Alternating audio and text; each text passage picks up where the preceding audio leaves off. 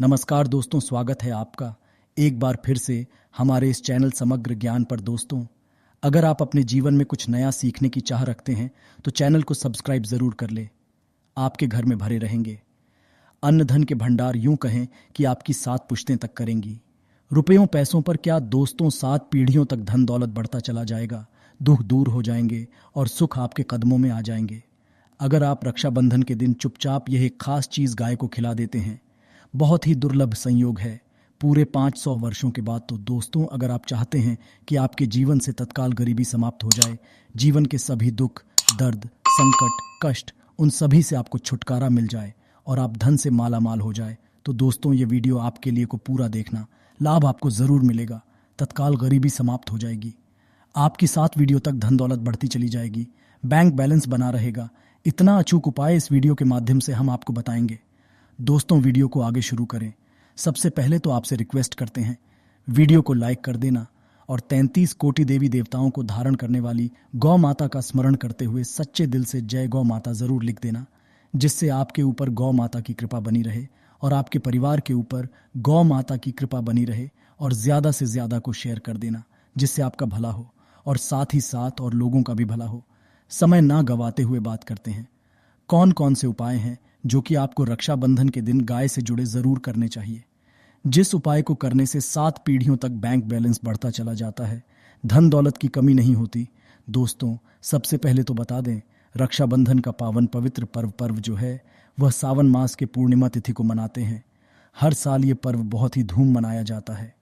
भाई की कलाई पर बहन बैंक बैलेंस बढ़ता चला जाए तो दोस्तों, गाय से जुड़े उपाय जरूर कर लेना। जिस तरह बताए उसी तरह ध्यान से सुनना शुरू करते हैं। कौन कौन से उपाय आपको गाय से जुड़े करने हैं, चलिए शुरू करते हैं। दोस्तों, सनातन परंपरा में गाय गंगा और गायत्री का बहुत ज्यादा धार्मिक महत्व है।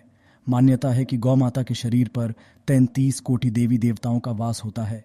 गौ माता की सेवा एवं पूजा करने वाले जातक पर इन सभी देवी देवताओं की कृपा बरसती है। गौ सेवा से न सिर्फ इस जन्म के बल्कि पूर्व जन्म दोष दूर हो जाते हैं। प्रत्येक सुबह जब आपके घर में भोजन बनना प्रारंभ हो तो सबसे पहले बनाई गई रोटी को आप गौ माता के नाम से निकाल दें और भोजन करने से पूर्व गौ माता को इस रोटी को खिलाएं। अगर संभव हो तो काली गाय को खिलाएं। अगर काली गाय ना मिले तो सफेद गाय को भी आप खिला सकते हैं। प्रत्येक पूजा और मांगलिक काम में गौ माता या उनसे जुड़ी चीजें जैसे गाय का गोबर, गोमूत्र, गाय का दूध अथवा गाय के दूध से बना घी जरूर शामिल करें। इससे आप परंपरा के अनुसार जिस घर में गाय होती है उस घर से जुड़े सभी वास्तु दोस्त स्वतः ही समाप्त हो जाते हैं। किसी भी पूजा में गाय से प्राप्त युक्त का उपयोग जरूर शामिल करें, क्योंकि पंचमय के बिना कोई भी पूजा पाठ और हवन सफल नहीं होता। दोस्तों, गौ कृपा पाने के लिए प्रतिदिन, सप्ताह अथवा महीने में परिवार समेत एक बार गौशाला जाने का नियम जरूर बनाएं और वहां गायों को हरा चारा जरूर खिलाएं। इससे आपको शुभ फलों की प्राप्ति होगी और साथ ही साथ गौ सेवा और गौ पूजा से 9 ग्रह शांत हो जाते हैं और इनसे जुड़े 200 का निदान हो जाता है। गर्मियों में गौ माता को पानी पिलाएं और सर्दी में गौ माता को जरूर खिलाएं।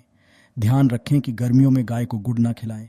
अनेक देवी देवताओं को अपने शरीर पर धारण करने वाली गौ माता से जुड़े कई शुभ और अशुभ संकेत भी होते हैं। मसलन गाय का दूध दुहाते समय अगर गाय ठोकर मार दे और सारा दूध बिखर जाए तो अपशगुन होता है। अगर कोई यात्रा पर निकल रहा हो और गाय अपने बछड़े को दूध पिलाती सामने आ जाए तो निश्चित रूप से जिस यात्रा के लिए आप निकले हैं वह यात्रा आपके लिए जरूर ही सफल होगी और वह काम जिसके लिए आप निकले हैं वह जरूर ही पूर्ण होगा। यात्रा पर जाते समय बाईं ओर गाय की आवाज आना और रात्रि में गाय की हुंकार करना भी शुभ होता है। दोस्तों, साथ ही साथ गाय के साथ आप भूल कर भी यह काम ना करें, अन्यथा मिलता है घोर नर्क और जीवन भर की जय। दोस्तों, गाय को राष्ट्रीय पशु बनाए जाने और इन्हें मौलिक अधिकार दिए जाने की बात हो रही है तो सवाल उठता है कि गाय जब भारतीय संस्कृति का अहम हिस्सा है तब भी गाय के साथ लोग खराब व्यवहार कैसे कर लेते हैं। गाय दर दर भटकती रहती है, भरपेट इन्हें चारा तक लोग नहीं देते। गाय जब तक दूध देती रहती है तो उनकी सेवा होती है और जैसे ही दूध देना बंद कर देती है तो लोग इन्हें उन किस्मत पर छोड़ देते हैं। सड़कों पर और गलियों में भटकने के लिए ऐसे में गोवंशी जीवों को कोई डंडे से मारता है तो कोई उन पर पानी डाल देता है। कभी वाहनों से इन्हें ठोकर लग जाती है तो कभी बीमार होकर बेचारी ये गाय दम तोड़ देती है। ऐसे में जरूरत है इन बातों को जानने की गाय को लेकर शास्त्रों में क्या कहा गया है, गाय के साथ आपको कैसा व्यवहार करना चाहिए। क्या दोस्तों, गाय को कभी भी मारना पीटना नहीं चाहिए। शास्त्रों में गाय को माता का दर्जा दिया गया। गाय को मारने पीटने वाला माता को मारने पीटने वाले के समान पाप का भागी माना जाता है। ऐसे घरों को नर्कलोक में वर्षों तक कष्ट भोगना पड़ता है। अगले जन्म पशु योनि में मिलता है। कथा है कि गौतम मुनि ने गलती से गाय को, जिससे गाय की मृत्यु हो गई थी, और इस पाप से मुक्ति के लिए इन्हें वर्षों तक तपस्या करनी पड़ी। भगवान श्री कृष्ण जी ने बैल स्वरूप में आए वृत्तासुर का वध कर दिया था, जिससे मुक्ति के लिए भगवान श्री कृष्ण को संपूर्ण तीर्थों को एक कुंड में बुलाना पड़ा, और इस कुंड में स्नान से वह पाप मुक्त हो गए थे। ये दोस्तों, साथ ही साथ जो लोग पानी पी रही गाय को भगाते हैं, वे घोर पापी के भागी बनकर नर्क भोगते हैं। ऐसा पुराणों में बताया गया है। जबकि जो लोग गाय के प्याऊ और चारागृह बनवाते हैं, वह महाभाग्यवान होते हैं। ऐसे लोग घोर पाप से मुक्त होकर स्वर्ग पा जाते हैं और बड़े ही धनवान कुंड में जन्म लेकर सुख भोगते हैं। और साथ ही साथ आराम कर रही गाय को कष्ट देकर कभी भी उठाना नहीं चाहिए।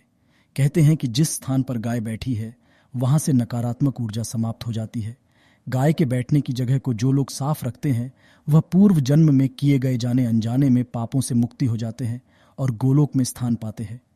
गाय को डंडा मारकर उठाना, पानी डालकर उठाने से मनुष्य पाप का भागी बनता है और अगले जन्म में उसे दर दर भटकना पड़ता है। और साथ ही साथ शास्त्रों में बताया गया है कि गाय का दूध उसके बछड़े के लिए होता है। गाय के बछड़े से हुआ दूध ही मनुष्य को लेना चाहिए। परंतु कुछ लोग एक बार गाय को दोहू लेने के बाद फिर से बछड़े के लिए बचा हुआ दूध भी धो लेते हैं। ऐसा करना घोर पाप कहा जाता है। ऐसे दूध को दुहाने वाला और ग्रहण करने वाला दोनों ही पाप के भागी बन जाते हैं। दोस्तों, साथ ही साथ शास्त्रों में कहा गया है कि गोवंश यानी गाय और बैल के पीठ पर नहीं बैठना चाहिए। इनके पीठ पर बैठने से महापाप लगता है। ऐसे लोगों एस्टरिस्क एस्टरिस्क एस्टरिस्क एस्टरिस्क की यातना भोगनी पड़ती है। एकमात्र महादेव के अंश के उत्पन्न नंदी ही गोवंशी है, जिस पर स्वयं महादेव और महादेवी सवारी करती है, क्योंकि नंदी ने स्वयं अपनी इच्छा से महादेव की सवारी बनना स्वीकार किया था। और साथ ही साथ शास्त्रों में गाय के दान को बहुत ही महत्व दिया गया है। परंतु ऐसी गाय का दान कभी नहीं करना चाहिए जो बूढ़ी और बीमार हो। कठोपनिषद में नचिकेता की कथा भी इस संदर्भ में है कि जिस नचिकेता ने पिता द्वारा बूढ़ी गाय को दान करने पर आपत्ति जताई थी, दूध देने वाली और बछड़े सहित जो लोग गाय का दान करते हैं, वे करके स्वर्ग में स्थान पाते हैं। दोस्तों, साथ ही साथ सूर्य, चंद्र, मंगल या शुक्र की युवती राहु से हो तो पितृदोष होता है। यह भी मान है कि सूर्य का संबंध पिता से मंगल का संबंध रक्त से होने के कारण सूर्य अगर शनि, राहु या केतु के साथ स्थित हो या दृष्टि संबंधी हो तथा मंगल की युति राहु या केतु से हो तो पितृदोष होता है। इस दोष से जीवन संघर्ष में बन जाता है। अगर पितृदोष हो तो किसी भी एकादशी को या किसी पूर्णिमा के दिन या अमावस्या को रोटी, गुड़, चारा आदि खिलाने से पितृदोष समाप्त हो जाता है। गाय की पीठ पर जो ककुद कुबड़ होता है, वे बृहस्पति गुरु है। अतः जन्मपत्री में अगर बृहस्पति जा रहे हैं और सामने आपके गाय पड़ जाए अथवा बछड़े को दूध पिलाती हुई सामने गाय दिखाई दे जाए तो समझ जाना कि वह यात्रा आपके लिए जरूर ही सफल होंगी। और साथ ही साथ जिस घर में गाय होती है उसमें वास्तु दोष स्वतः ही समाप्त हो जाता है। और साथ ही साथ आपको बता दें कि गाय को आप जो भी रोटी बनाएं, प्रतिदिन ताज़ी रोटी ही बनाएं। गाय को अगर आपने रोटी बनाई है तो कोशिश करें कि उस रोटी को आप तुरंत ही गाय को दे दें। अगर आप उस रोटी को रख देंगे और उस रोटी को अगले दिन देंगे तो वह रोटी बासी मानी जाएगी।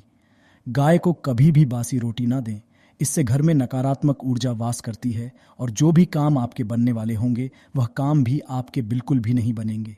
इससे आपके घर में हमेशा दरिद्रता का वास रहेगा और आप जिस भी काम को करेंगे उस काम में आपको हमेशा असफलता ही हाथ लगेगी। इसलिए कोशिश करें गाय को रोजाना ताज़ी रोटी खिलाएं और रोटी को बिल्कुल ना रखें।